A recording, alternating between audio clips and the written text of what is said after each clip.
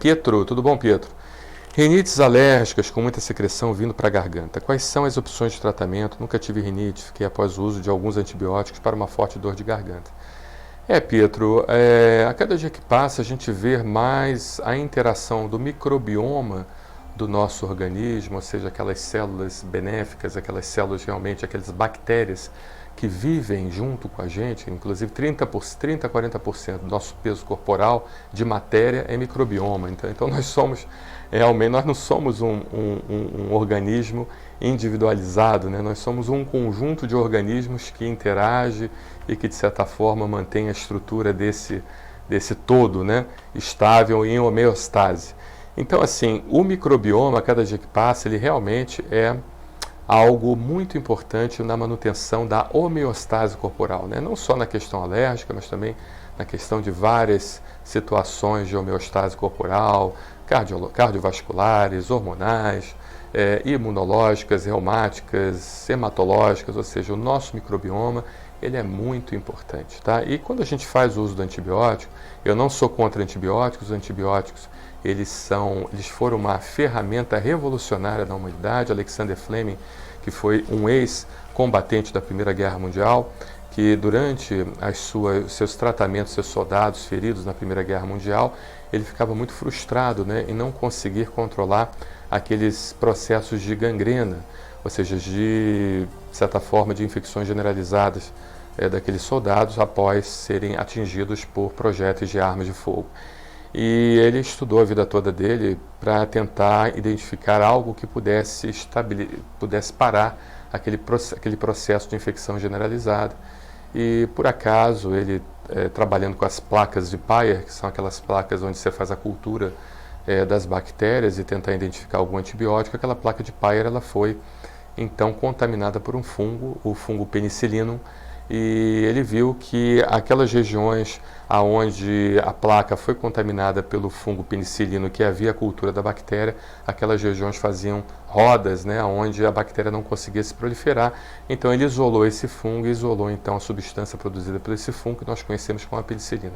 Ou seja, o mundo a gente pode dividir ele antes e depois da penicilina, né? Então a medicina a gente conhece como antes e depois da penicilina, porque antigamente as pessoas morriam de tuberculose. Eu mesmo tenho uma tia bisavó e tenho também, uma tia-avó, perdão, e tenho uma avó. 93 anos, a minha tia-avó, ela tem 91.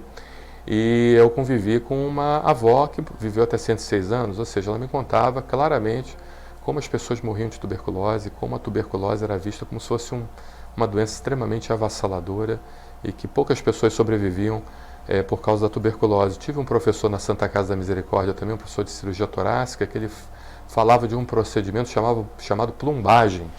Ou seja, a plumbagem era a colocação de bolas de chumbo, né, no pulmão, ou de ferro, e para tentar sufocar a proliferação da tuberculose. Olha o que a medicina já tentou fazer para conter a tuberculose. E a penicilina veio e muita gente ficou curada de tuberculose por causa da penicilina. Então eu sou extremamente a favor do uso dos antibióticos. Eu sou um grande entusiasta pela produção dos antibióticos, porém esses antibióticos eles têm que ser usados com muita parcimônia, com muita responsabilidade.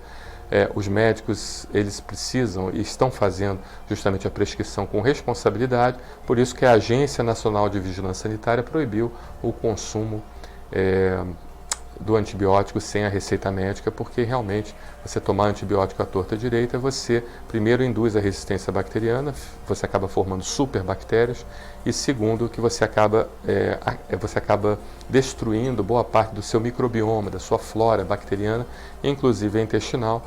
E a intestinal, por sua vez, ela tem uma característica muito importante na modulação do sistema imunológico, principalmente a resposta neuroendócrino-humoral, né, que é uma resposta muito importante, aonde as placas de Peyer, perdão, as placas que têm as placas linfáticas que tem nos intestinos, elas modulam boa parte da resposta imunológica, e existem também órgãos linfóides secundários que maturam os linfócitos T, e existem também nos intestinos esses órgãos linfóides secundários, né? E o intestino é o único órgão que tem neurônio.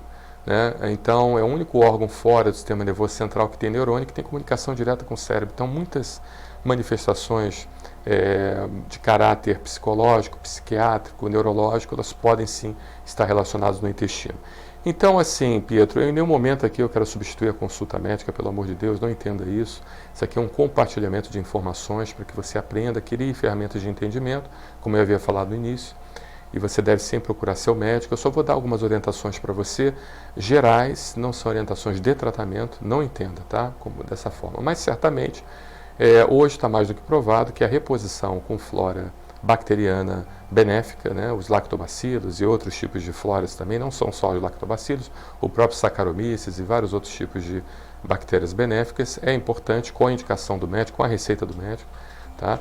E também você pode fazer o controle de ambiente da sua casa, porque você controlando o ambiente, você expondo menos o seu organismo aos alérgenos, aquelas substâncias que causam processos alérgicos, é muito importante porque você diminui então a responsividade do seu sistema imunológico a reagir negativamente contra esses alérgenos, contra essas proteínas, tá? E existe também a possibilidade de você fazer medicações, as medicações, os corticóides nasais, os corticóides inalatórios, caso você tenha algum processo de bronquite, de asma, e também o uso da imunoterapia. A vacina, a imunoterapia é o único tratamento que muda a história natural da doença, que ensina o organismo a não ter mais o processo alérgico, porque nós sabemos que ela cria os chamados linfócitos T, CD4 reguladores, que são aqueles linfócitos que regulam o sistema imunológico, TCD4 regulador, perdão. Elas produzem os anticorpos da classe IgG4 e também produzem linfócitos T reguladores. E esses linfócitos T reguladores, FOXP3, eles, de certa forma, eles ajudam muito na resposta da regulação do sistema imunológico, e quem vai fazer isso justamente é a imunoterapia, tá? A imunoterapia é muito importante. Então, ela deve ser associada de forma específica, onde você vai fazer os alérgenos específicos de acordo com os resultados do teste alérgico associado ao controle de ambiente. Tá? Isso é muito importante que você faça.